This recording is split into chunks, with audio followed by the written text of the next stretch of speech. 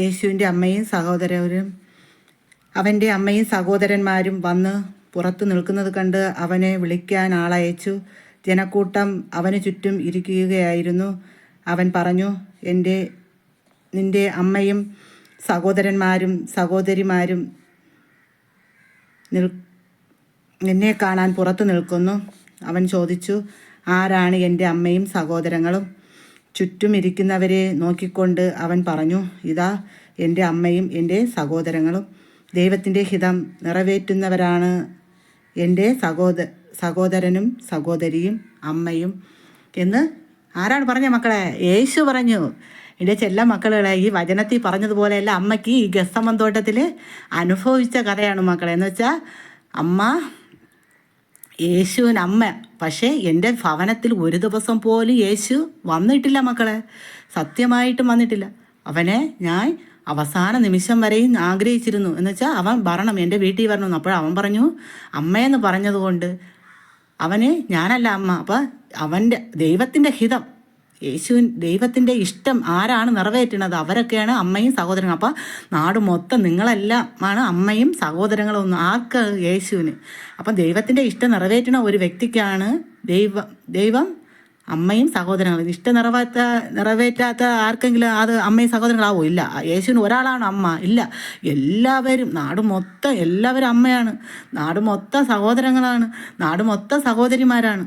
അതാണ് ഈ വചനത്തിൽ കൂടി പറയുന്നത്. അമ്മയുടെ വീട്ടിൽ അമ്മ എന്ന് പറഞ്ഞ് അമ്മ യേശു ഇവിടെ നിന്ന് പോയതിനു ശേഷം 15 ദിവസം കഴിഞ്ഞിട്ടാണ് അമ്മയെന്ന് എഴുതി കൊടുക്കണം. പക്ഷേ അമ്മയുടെ വീട്ടിൽ ഒരു ദിവസം പോലും ഈ ത്രേസ്യാപുരത്തെ വീട്ടിൽ യേശു വന്നിട്ടേ ഇല്ല മക്കളെ. യേശു വന്നിട്ടേ ഇല്ല. ഈ അമ്മയുടെ വീട്ടിൽ വന്നിട്ടേ ഇല്ല. അമ്മയ്ക്ക് ആഗ്രഹമുണ്ട്, എൻ്റെ മകനായ യേശുവിനെ ഒരു ദിവസമെങ്കിലും എൻ്റെ ഭവനത്തിൽ കൊണ്ടുവരണം എന്ന് എനിക്ക് ഇപ്പം ആഗ്രഹിക്കണം. നേരത്തെ അമ്മ എന്താണ് അമ്മയ്ക്ക് അറിഞ്ഞുകൂടായിരുന്നു. എന്ന് വെച്ചാൽ അമ്മ 5 വർഷം ആ യേശു ഇവിടെ ഉണ്ടായിരുന്നു, ഈ ഗസമന്തോട്ടത്തിൽ ഉണ്ടായിരുന്നു. അതൊരു കഥയാണ് മക്കൾ. 5 വർഷം ഇവിടെ ഉണ്ടായിരുന്നപ്പം എനിക്ക് വയ്യ മക്കളെ. അമ്മ പറഞ്ഞില്ലേ അമ്മയ്ക്ക് കുഷ്ഠരോഗം. അമ്മ മരുന്ന് കഴിച്ച് അതിനൊക്കെ ഒരു അഡിക്റ്റായിരുന്നു. അപ്പോൾ എനിക്ക് തലനൊന്ന് എഴിച്ച് പള്ളിയിലൊന്നും പോകാൻ വയ്യാത്ത ഒരവസ്ഥ ഉണ്ടായിരുന്നു. എനിക്ക് വയ്യ. എൻ്റെ മക്കളെല്ലാം ഞാൻ ഒരുക്കി വിട്ടിട്ട് ഞാൻ കൂടുതൽ പള്ളിയിൽ പോകും, ഒന്നിനും പോവുകയൊന്നുമില്ല. ഇപ്പോൾ എല്ലാ ദിവസവും അമ്മ പള്ളിയിൽ പോകും. എല്ലാ ദിവസവും, ഒരു ദിവസം പോലും അമ്മ ഇപ്പോൾ പള്ളിയിൽ മുടങ്ങാതെ പോകും മക്കളെ. എന്ന് വെച്ചാൽ അമ്മ അത്രയ്ക്ക് ദൈവത്തിൽ വിശ്വസിക്കുകയാണ്. ഈ വചനം എല്ലാം അമ്മയിൽ കൂടി കടന്നു പോകണമെങ്കിൽ അമ്മയ്ക്ക് എത്രമാത്രം അനുഗ്രഹം വേണം മക്കളെ ദൈവത്തിൻ്റെ. അതുകൊണ്ടാണ് അമ്മ എല്ലാ ദിവസവും പള്ളിയിൽ പോയാണ്. അമ്മയുടെ വീട്ടിൽ യേശു വന്നിട്ടേ ഇല്ല. പക്ഷേ അതിന് കാരണമുണ്ട് മക്കളെ, അതിന് കാരണമുണ്ട്. അമ്മ പ്രാർത്ഥിച്ചിരുന്നു യേശു വരണ്ട. യേശു പറഞ്ഞിരുന്നു, എല്ലാ ദിവസവും യേശു പറയും, എല്ലാ വർഷത്തിലൊരിക്കൽ യേശു നമ്മളെ ഭവനത്തിൽ സന്ദർശിക്കാൻ വരും. അത് നിങ്ങൾക്ക് മക്കൾക്കെല്ലാം അറിയാം. അപ്പോൾ യേശു പറഞ്ഞിരുന്നു, വീടും ഭവനവും എല്ലാം വൃത്തിയാക്കി ഇട്ടിരിക്കണം, ഞാൻ എല്ലാവരുടെ ഭവനത്തിലും വരുമെന്ന്. അപ്പോൾ അങ്ങനെ പറഞ്ഞപ്പോൾ ഞാൻ അപ്പോഴേ അവിടെ പറയുമ്പോഴേ ഇരുന്ന് പ്രാർത്ഥിക്കും. എന്ന് വെച്ചാൽ എനിക്ക് വയ്യ മക്കളെ, തലനൊന്നും എഴിക്കാൻ വയ്യ. ആ വയ്യാത്ത ഒരു വ്യക്തിക്ക് വീടൊക്കെ വൃത്തിയാക്കാൻ പറ്റുമോ? എൻ്റെ വീട്ടിൽ ഒരു അമ്മാവനൊന്നുമില്ല. നമ്മൾ 2 ആമക്കളും ഈ അമ്മയും ഒരു ഭർത്താവേ ഉള്ളൂ. 4 പേരടങ്ങുന്ന ഒരു കുടുംബമാണ്. അപ്പം ഈ ദൈവം ഇങ്ങനെ ഈ യേശു ഇങ്ങനെ പറയണ കേൾക്കുമ്പോൾ ഞാൻ അവിടെ ഇരുന്ന് പ്രാർത്ഥിക്കാറുണ്ട്. എന്ന് വെച്ചാൽ ഈ യേശു വരണ്ടെന്ന്. പക്ഷേ അവസാന നിമിഷം ഞാൻ പ്രാർത്ഥിച്ചപ്പോൾ യേശു പറഞ്ഞതാണ്, എൻ്റെ സഹോദരങ്ങളും എൻ്റെ സഹോദരിമാരും എൻ്റെ അമ്മയും. യേശുവിൻ്റെ ഇഷ്ടം നിറവേറ്റുന്നവരാണ് എൻ്റെ അമ്മയും സഹോദരങ്ങളെന്ന് യേശു ഈ വചനത്തിൽ പറഞ്ഞതുപോലെ എനിക്ക് അപ്പോഴാണ് അത് അമ്മ ഉൾക്കൊള്ളണം മക്കളെ. അതുകൊണ്ട് എൻ്റെ ചെല്ല മക്കളെ എല്ലാവരും യേശുവിൻ്റെ അമ്മയും സഹോദരങ്ങളാണ്. അമ്മ പ്രാർത്ഥിച്ചതുപോലെ ദൈവം കേട്ടു. എന്ന് വെച്ചാൽ ഒരു ദിവസം പോലും യേശു ഈ ഭവനത്തിൽ വന്നില്ല. അമ്മ പ്രാർത്ഥിച്ചു. അമ്മയ്ക്ക് തലനൊന്ന് എഴിച്ച് വീടൊന്നും വൃത്തിയാക്കാൻ വയ്യായിരുന്നു. അമ്മ കൊണ്ട് പ്രാർത്ഥിച്ചു, യേശു ഈ ഭവനത്തിൽ വരണ്ടാന്ന്. അപ്പോൾ യേശു വരണ ദിവസം എന്ത് ചെയ്യും? ഞാൻ എവിടെയെങ്കിലും യാത്രയിലായിരിക്കും. യേശു വന്നിട്ട് എന്ത് ചെയ്യും? ആളില്ലാതെ തിരിച്ചു പോയ അവസരങ്ങളാണ്. അപ്പം ചെല്ല മക്കളുടെ അവസരങ്ങൾ എപ്പോഴും തിരിച്ചു കിട്ടൂല മക്കളെ. ദൈവത്തിന് 1ാം സ്ഥാനം കൊടുക്കണം മക്കളെ.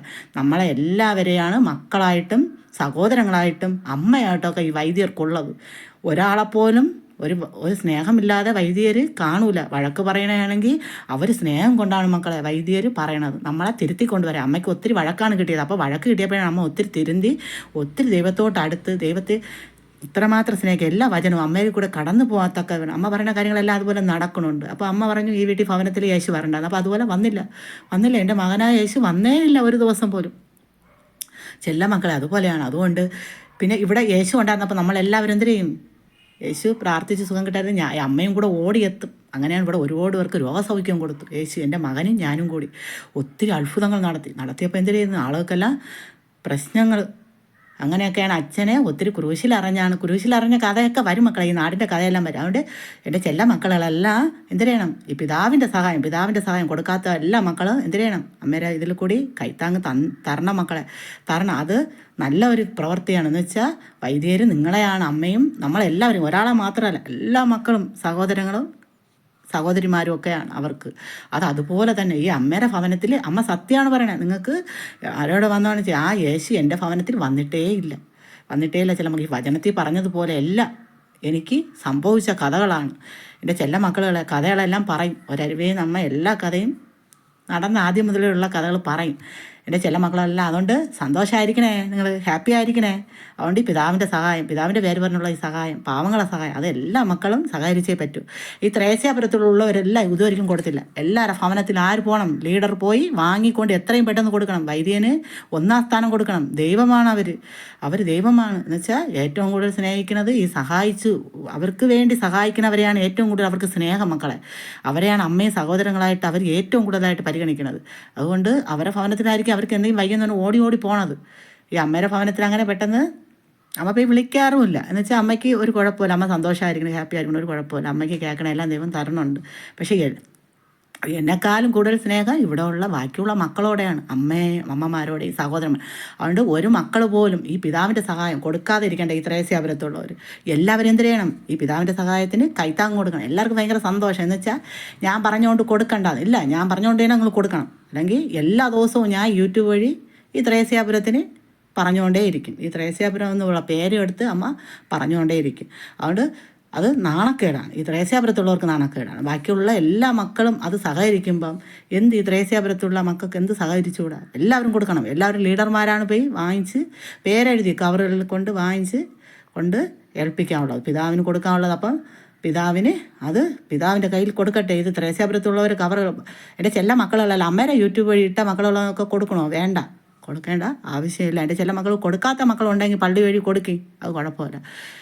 നിങ്ങളെല്ലാ മക്കൾക്കും എല്ലാ അനുഗ്രഹങ്ങളും അമ്മ നേരെയാണ്. ചില മക്കളെ അമ്മ പറയുന്ന കാര്യങ്ങളെല്ലാം നടക്കും മക്കളെ. അതാണ് അമ്മ പറയണത്. ഈ വചനത്തിൽ പറഞ്ഞതുപോലെ അമ്മ യേശു വരണ്ടാന്ന് പറഞ്ഞപ്പോൾ ദൈവം വരാതെ വന്നില്ല, അമ്മയുടെ ഭവനത്തിൽ വന്നില്ല. ആ പ്രാർത്ഥന അതുപോലെ ദൈവം കേട്ടു. അപ്പോൾ ഈ വചനത്തിലും അതുപോലെ ഉണ്ടായിരുന്നു മക്കളെ. അമ്മയ്ക്ക് പിന്നീടാണ് ഈ ദൈവം പൊയ്യനേഷമാണ്, യേശു പെയ്യനേഷമാണ് അമ്മയ്ക്ക് കരച്ചിൽ, സങ്കടം. അയ്യോ, ഇത്രയും ഇതായിട്ട് ഇങ്ങനെ വചനത്തിലും ഉണ്ടായിരുന്നു, ഈ കഥ ഇങ്ങനെ ഉണ്ടായിരുന്നു. എൻ്റെ വീട്ടിൽ ഒരു ദിവസം പോലും യേശു വന്നില്ലല്ലോ.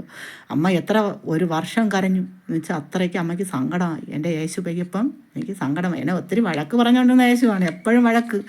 എന്നെ നല്ലതായിട്ടൊന്നും പറഞ്ഞിട്ടേ ഇല്ല. എന്നിട്ട് അമ്മയ്ക്ക് സ്നേഹമാണ് മക്കളെ. ദൈവം അങ്ങനെയാണ് മക്കളെ. നമ്മളെ വഴക്കിൽ കൂടിയാണ് തിരുത്തിക്കൊണ്ട് വരണത്. നമ്മളെ തെറ്റിൻ്റെ സ്വഭാവവും നമ്മൾക്ക് എന്തെങ്കിലും സ്വഭാവം ദൂഷ്യം ഉണ്ടെങ്കിൽ എല്ലാം അത് ദൈവം വഴക്കിൽ കൂടി. അവരെ സ്നേഹിച്ച് അവർക്ക് ഒരിക്കലും പറയാൻ പറ്റില്ല. അവർ വഴക്കിൽ കൂടി തന്നെ അവർ നമുക്ക് വചനത്തിൽ കൂടിയാണ് അവർ നമ്മളെ തിരുത്തിക്കൊണ്ട് വരണം. എല്ലാ മക്കളെയും അങ്ങനെ വഴക്ക് പറഞ്ഞെങ്കിൽ നിങ്ങളെല്ലാം ക്ഷമിക്കുക. അത് ദൈവം പറയുകയാണ്, ദൈവം ഇടപെടലാണ്. വൈദ്യർ വഴക്ക് പറയണത് ആരിൽ കൂടിയാണ്? ദൈവത്തിൽ കൂടി ഇടപെട്ട് അവർ പറയുകയാണ്. എൻ്റെ ചെല്ല മക്കളെല്ലാം സന്തോഷമായിരിക്കണേ, ഹാപ്പി ആയിരിക്കണേ. നിങ്ങളെല്ലാം നല്ല മക്കൾ, എൻ്റെ മക്കളെല്ലാം എൻ്റെ നാടാണ്. എനിക്ക് സന്തോഷം. എനിക്ക് നിങ്ങളെല്ലാം കൈത്താങ്ങ് തന്ന് എൻ്റെ മക്കൾ ഈ ചാനലുകളെല്ലാം കാണുന്നുണ്ട്. എനിക്ക് ഒത്തിരി സന്തോഷമുണ്ട്. എൻ്റെ ചെല്ല മക്കൾ എല്ലാവരുടെ അടുത്തും പിതാവ് വഴി വരും.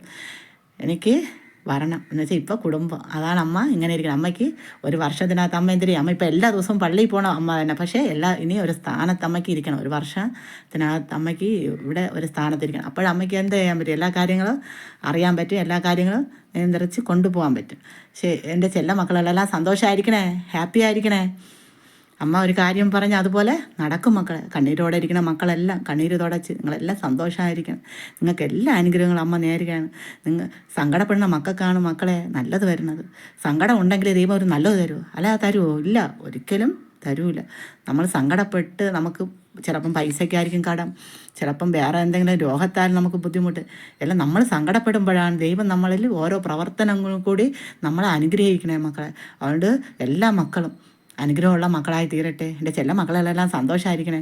ഈ കരുണയുടെ സഹായം, പിതാവിൻ്റെ സഹായം കൊടുക്കാത്ത എല്ലാ മക്കളും, എൻ്റെ ചെല്ല മക്കളെല്ലാം യൂട്യൂബ് വഴി കൊടുക്കണേ. ഗൾഫിലിരിക്കുന്ന മക്കൾ, ഏത് ദൂര സ്ഥലങ്ങളിലിരിക്കുന്ന മക്കൾ, എല്ലാ മക്കളും നിങ്ങൾ കൊടുത്തെന്നുകൊണ്ട് നിങ്ങൾക്ക് ഒരു കുഴപ്പമില്ല. ഇവിടെ ഉള്ളവർക്കും അങ്ങനെ തന്നെ, ത്രേസ്യാപുരത്തുള്ളവർക്കും അങ്ങനെ തന്നെ. ത്രേസ്യാപുരത്തുള്ള ഒരുത്തി ഭയങ്കര മടി, ഈ കൊടുക്കണേ എന്തിന്, അവൾ പറഞ്ഞതാണ്.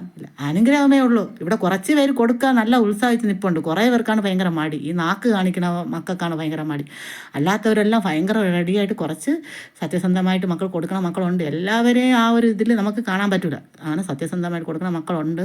കുറച്ച് പേര് ഈ നാക്ക് കാണിച്ച് ഒരു പ്രശ്നം വരുമ്പം ഗുസ്തി വയ്ക്കാൻ പറഞ്ഞ മക്കൾ ഒളിച്ചിരിക്കും. അവർ കള്ളത്തനം ഭയങ്കര അവരിതാണ് എന്ന് വെച്ചാൽ വഴക്കിന് വേണ്ടി വരും മുന്നിട്ട്. ഒരു സഹായത്തിന് ചോദിക്കുമ്പോൾ അവരെന്തിനും ഒളിച്ച് ഇരിക്കും. അങ്ങനെ അപ്പോൾ അതുകൊണ്ട് എൻ്റെ ചെല്ല മക്കളെല്ലാം ഈ സഹായത്തിൽ എല്ലാവരും കൊടുക്കണ സന്തോഷത്തോടെ കൊടുത്താൽ ദൈവം സന്തോഷത്തോടെ അനുഗ്രഹങ്ങൾ വാരിക്കോരി തരും. നമ്മൾ കരഞ്ഞറിഞ്ഞ് കൊടുത്താൽ നമുക്ക് എന്ത് കിട്ടും?